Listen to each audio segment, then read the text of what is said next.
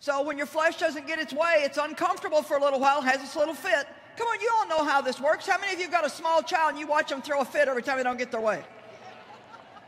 Well, the flesh is the same way.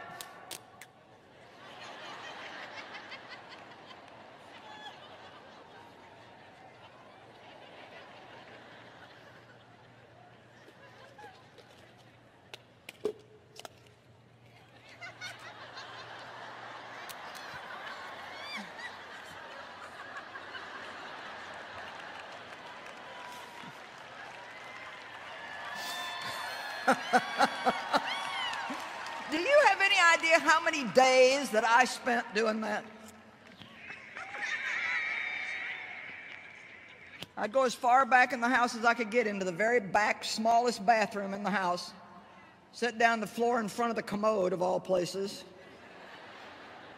You know, if you're going to feel sorry for yourself, you might as well just be in the most pitiful position you can be in the most pitiful place in the house.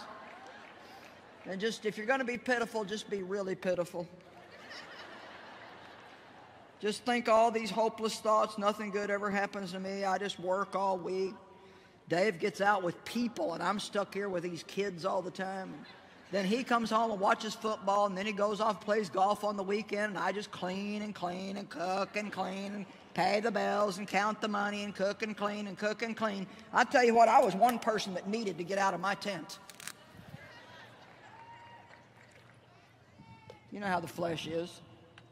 How many of you would just be willing today to give up pity parties? Could I get you to go on a pity fast for the next year? Come on, will you fast pity for the next year? Anybody in for it? Now, you don't want to say yes too quick, because as soon as you do, you're going to get attacked with it. I'll just go so far as to tell you this. You know what? In the natural, without a miracle of God, we're going to all be tired tomorrow.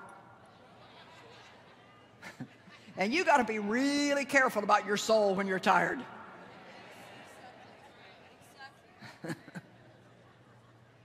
Well, you would think that after as hard as I work, that I could go to one conference once a year and come home and find this house in decent shape. But oh no.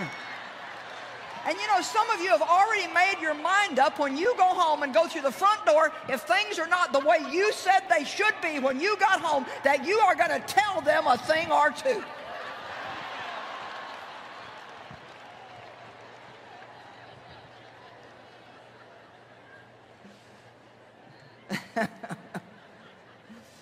And then that self-pity is going to attack you. After coming to a beautiful event like this and all the glorious, amazing, wonderful things that have happened, if I don't tell you this now, some of you, by tomorrow afternoon at 3 o'clock, would be sitting in the floor with your helmet of hopelessness on, having your pity party.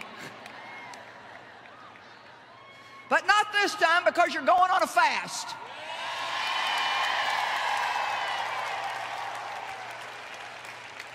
I had to give up pity because God said you can be pitiful or powerful, but you're not going to be both. Take your pick.